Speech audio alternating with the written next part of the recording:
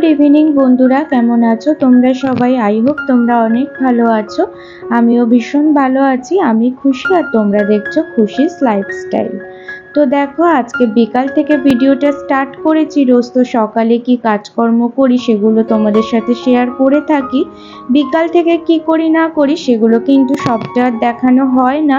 তাই জন্য আজকে ভাবলাম বিকাল থেকে রাত পর্যন্ত কি করি না করি সেগুলোই তোমাদের সাথে শেয়ার করি, আর পুরো ভিডিওটা দেখার অনুরোধ রইল।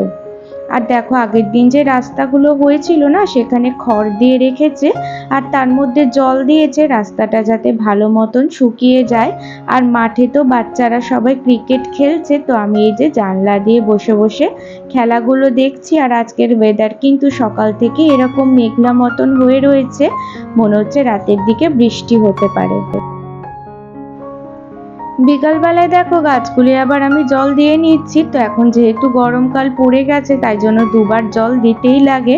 একবার তো সকালে দিই আর একবার কিন্তু বিকালেও দিয়ে রাখি, না হলে গাছগুলো একদম শুকিয়ে যায়।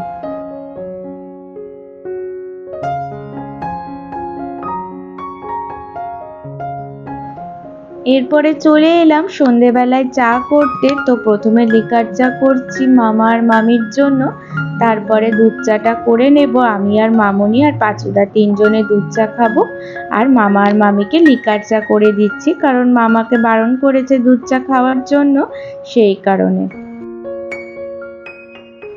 আজকে এত পর্যন্ত ভিডিওটা যদি আমার কোনো নতুন বন্ধু দেখে থাকো, তাহলে আমাকে কমেন্ট করে জানিও যে ভিডিওটা তোমাদের দেখতে কেমন লাগলো। আর তোমাদের একটা কমেন্টে কিন্তু আমার নেক্সট ভিডিও করতে অনেক বেশি মোটিভেট করে। আর যদি ভালো লাগে তাহলে একটা লাইক করে দিও, আর চ্যানেলটাও সাবস্ক্রাইব করে আমার পাশে থেকো। আর পাশে থাকা বেল আইকনটাও প্রেস করে দিও, তাহলে কিন্তু সবার আগে ভিডিও দিলেই নোটিফিকেশন তোমাদের কাছে চলে যাবে। আর যদি খুব ভালো লাগে, বন্ধু ফ্যামিলি আত্মীয় স্বজনের সাথেও কিন্তু শেয়ার করতে পারো। এরই মধ্যে দেখো, দুধ চাটাও কিন্তু আমার বানানো হয়ে গেছে। এবারে কিন্তু আমরা দুধ চাটাও খেয়ে নেব সবাই। আর তারপরে দেখো, আজকে আমি ভাবছি এই যে ড্রেসিং টেবিলের ভিতরটা অনেক দিন ধরে পরিষ্কার করা হয়নি, তো আজকে ভাবছি একটু ক্লিন করি। কারণ কি, সকালের দিকে দেখবে এই সমস্ত কাজগুলো হয়ে ওঠে না। এমনি যেগুলো ধুলো নোংরার কাজ সেগুলো তো করি, আর এগুলো অতটাও ধুলো পড়েনি যেহেতু ভিতরেই জিনিসপত্রগুলো থাকে। আর রোজেরই কিন্তু একটু একটু করে আমি মুছেই নিই। আর আজকে আমি ভাবছি সমস্ত কিছু নামিয়ে একটু ভালো মতন করে পরিষ্কার করে নেব। আর জানো তো, এই যে এটা ফাউন্ডেশনের একটা বাক্স ছিল, এইটাকে না আমি কেটে ওপরে এইখানে এই যে এগুলো রেখে দিয়েছি। যেমন ধরো লিপ লাইনার, তারপর আই পেন্সিল, তারপরে হচ্ছে আইব্রো পেন্সিল, এই সমস্ত কিছু, তাহলে কিন্তু খুঁজে পেতে খুব সুবিধা হয় আর কিন্তু হারিয়েও যায় না। আর আমি যে এরকমই একটা তাক করে নামিয়ে তারপরে মুছে আবার একটা তাক এরম পরিষ্কার করি, তাতে করে কিন্তু আমার ভীষণই সুবিধা হয়। আর কাজ করতে করতে তোমাদের কিছু সুন্দর কমেন্টের আমি রিপ্লাই করে দিই। তার ডন ব্লগার টিনা আইডি থেকে এক বন্ধু আমাকে কমেন্ট করেছে, পুরো ভিডিওটা দেখলাম, খুব ভালো লাগলো আর চলে এলাম তোমার পরিবারে। থ্যাংক ইউ ডিয়ার, আর ওয়েলকাম আমার পরিবারে আসার জন্য। ভীষণ ভালো লাগে যদি কোনো নতুন বন্ধু আমার পরিবারে যোগ দেয়, তখন মনে হয় যে আমার পরিবারটাও কিন্তু একটু একটু করে বড় হচ্ছে। আর সোমা দিদি ভাই তো সবসময় আমাকে সুন্দর কমেন্ট করে আর অনেক লাভ ইমোজি দিয়েছে। সুস্মিতা বোন কমেন্ট করেছে অনেক ভালো লাগলো। আর মৌ দিদি ভাই কমেন্ট করেছে, আমি ভিডিওটা রোজ দেখি, হয়তো কমেন্ট করতে পারি না, খুব ভালো লাগে। থ্যাংক ইউ দিদি ভাই যে তুমি সময় করে আমার ভিডিওটা দেখো। আর আমিও কিন্তু তোমার ভিডিওটা ভীষণই ভালো লাগে দেখতে। তুমি যে গোপাল ঠাকুরকে এত সুন্দর করে সমস্ত কিছু করো, আমার কিন্তু দেখতেও ভীষণ ভালো লাগে। সুস্মিতা লাইফ আইডি থেকে দিদিভাই কমেন্ট করেছে, দারুণ লাগলো ভিডিওটা। থ্যাংক ইউ দিদিভাই যে ভিডিওটা ভালো লেগেছে। এইভাবেই তোমরা কিন্তু আমার পাশে থেকো আর আমাকে কিন্তু সাপোর্ট করো। আর এই যে দেখো, ড্রেসিং টেবিলটা আমি গুছিয়ে নিয়েছি সুন্দর করে। এক বন্ধু আমাকে কমেন্ট করেছিল তোমার ড্রেসিং টেবিলের ট্যুর দাও, তো এই যে দেখো আমি দিয়েছি। আর তুমি যদি ডিটেলসে দেখতে চাও, এর আগে আমি একটা ব্লগে কিন্তু সুন্দর করে সমস্তটা দেখিয়েছিলাম, তুমি গিয়ে কিন্তু দেখে আসতে পারো। তারপরে তো এই ড্রয়ারটা ভীষণই অগোছালো হয়ে রয়েছে, তো এবারে এটাকেও একটু ক্লিন করে নেব। আর যখন আমি ভাবছি পরিষ্কার করবই, তখন কিন্তু সমস্ত কিছুই ক্লিন করে নিচ্ছি একেবারে। আর এই ড্রেসিং টেবিলটা আজকে যেহেতু ধরেছি, এটাই সুন্দর করে পরিষ্কার করে নেব। তারপরে আবারও একদিন আলমারিটাও কিন্তু এইভাবেই পরিষ্কার করে নেব। আর রোজই যেহেতু টুকিটাকি করে এরম পরিষ্কার করতে থাকি, সেই কারণে কিন্তু আমার অতিরিক্ত ডিপ ক্লিন করারও প্রয়োজন পড়ে না। একটুখানি করে কিন্তু মুছে নিলেই সুন্দর মতন পরিষ্কার হয়ে যায়। আর জানো তো, সংসার কিন্তু একটা সুন্দর তৈরি হয় একটা ভালোবাসা দিয়ে। তাতে কিন্তু দামি ফার্নিচার বা দামি জিনিসপত্র থাকারও কোনো রকমের প্রয়োজন পড়ে না। যদি ভালোবাসা দিয়ে যে কোনো একটা কম দামি ফার্নিচারকে সুন্দরভাবে রাখা যায়, তাহলে কিন্তু ভীষণই ভালো লাগে দেখতে। আর ড্রয়ারের মধ্যে কিন্তু অনেকে হাবিজাবি জিনিস ছিল, যেগুলো কিন্তু একদমই আর প্রয়োজন নেই, বা অনেক কিছু শেষ হয়ে গেছে, তাও কিন্তু ড্রয়ারে এরকম রাখাই ছিল।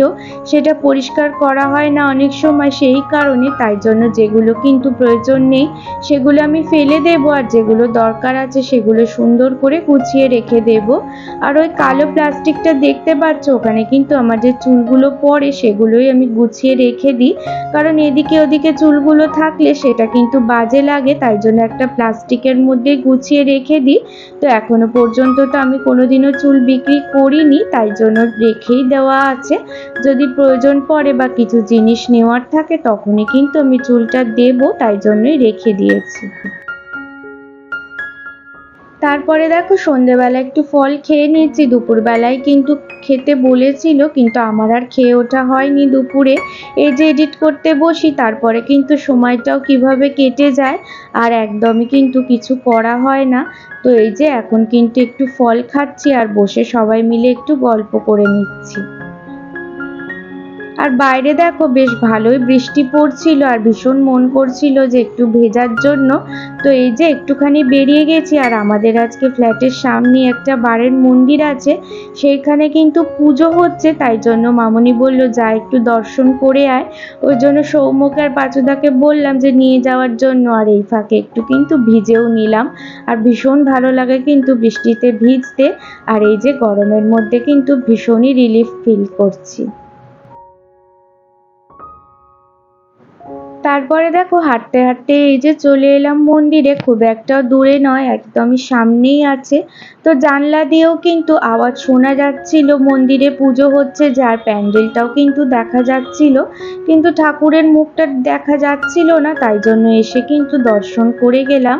আর এই যে দেখো, ইনি হচ্ছে বাড়ির ঠাকুর, সারা বছরই কিন্তু এখানে পুজো হয়। তারপরে কিন্তু বাড়ি যাইনি, একটুখানি এদিক ওদিক ঘুরতে গেছিলাম। আর এই যে দেখো পাঁচুদা, সৌম্য আর আমি, আর কিরম উকি দিয়ে দেখছে পাঁচুদা, আর আমার তো ভীষণই হাসি পাচ্ছিল দেখে। আর এই যে দেখো আমরা বৃষ্টিতে ভিজছি, আমি কিন্তু ছাতার নিচে বেশি আসছিলামই না। আর তারপরে বাড়ি এসে কিন্তু এই যে রুটিটাও বেলে দিচ্ছি, আর ওদিকে কিন্তু মামি রুটিটা সেঁকে নিচ্ছিল। আর এই যে তাড়াতাড়ি করে সমস্ত কাজগুলো সেরে নিচ্ছি, যেহেতু একটু ঘুরতে গিয়েছিলাম, তাই জন্য মনটাও কিন্তু বেশ ভালো লাগছিল। রুটিটা কিন্তু দেখো আমি কিন্তু প্রপার একদম গোল করি, যেন মনে হয় সৌম্য বলে কিছু বসিয়ে এরকম রুটিটা বানিয়েছি। একদম কিন্তু সুন্দর মতন গোল হয়। আর আমি কিন্তু বিয়ের আগে একদমই রুটি বেলতে পারতাম না, এই যে বিয়ের পরে কিন্তু আমি সমস্তটা শিখে গেছি। আর আজকের ভিডিও দিতে কিন্তু একটু লেট হয়ে গেল, তোমরা কিন্তু আমার পাশেই থেকো। একদম এডিট করার সময় পাইনি আজকে, সেই কারণেই কিন্তু দেরিটা হয়ে গেছে। আর ওদিকে জানো তো, মুম্মু ভিডিও কলিং করেছিল, ওদিকে মামার সাথে ভিডিও কলিংয়ে গল্প করছিল। আর এদিকেও কিন্তু এই যে মামনিও একবার নিয়ে গল্প করছে, আর পাচুদাও কিন্তু গল্প করছিল। আর এই যে কথা বলতে বলতে দেখো রুটিটাও কিন্তু আমার বেলা কমপ্লিট হয়ে গেছে। আর ওদিকে কিন্তু মামি একদম তাড়াতাড়ি করে সেঁকে নিচ্ছে রুটিটা। আর আমি কিন্তু এরম দেখো একটা পেপারের ওপরেই কিন্তু রুটিটা বেলি, এর ফলে এই যে রুটির গুঁড়োগুলো যে পড়ে, এগুলো একটা প্লেটের মধ্যে ফেলে দিলেই হয়ে যায়। তাতে করে কিন্তু ঘরটা একটুও নোংরা হয় না। তো তোমরাও এরকম কোনো পেপার বা কোনো কাপড়ের ওপরে কিন্তু রুটিটা বেলতে পারো, তাতে করে গুঁড়োগুলো ঘরের মধ্যে ছেটাবে না, আর কিন্তু ঘরটাও একদম ক্লিন থাকবে।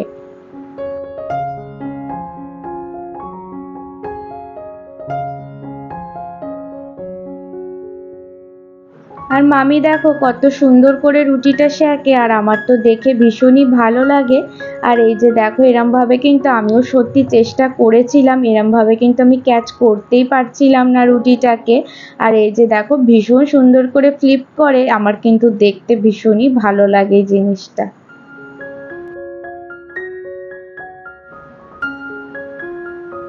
আজকের ভিডিওটা যদি তোমাদের কোথাও একটু ভালো লেগে থাকে তাহলে কিন্তু একটা লাইক করে দিও, আর শেষ পর্যন্ত যদি ভিডিওটা দেখতে দেখতে চলে আসো তোমাদেরকে অনেক ধন্যবাদ যারা আমার ভিডিওটা শেষ পর্যন্ত দেখছো।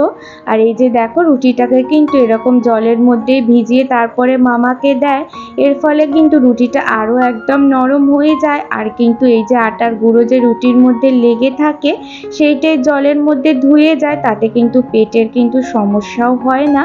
আর এরমভাবে কিন্তু রুটি খেলে উপকারও আছে। আর যদি ভিডিওটা ভালো লাগে একটা কমেন্ট করে দিও, আর তোমাদের কমেন্টে কিন্তু আমার ভিডিও করতে অনেক বেশি ভালো লাগে। আর চ্যানেলটাও সাবস্ক্রাইব করে আমার পাশে থেকো। আর আজকে এখানে ভিডিওটা আমি শেষ করলাম। সবাই কিন্তু খুব ভালো থেকো আর সুস্থ থেকো। Tata, good night.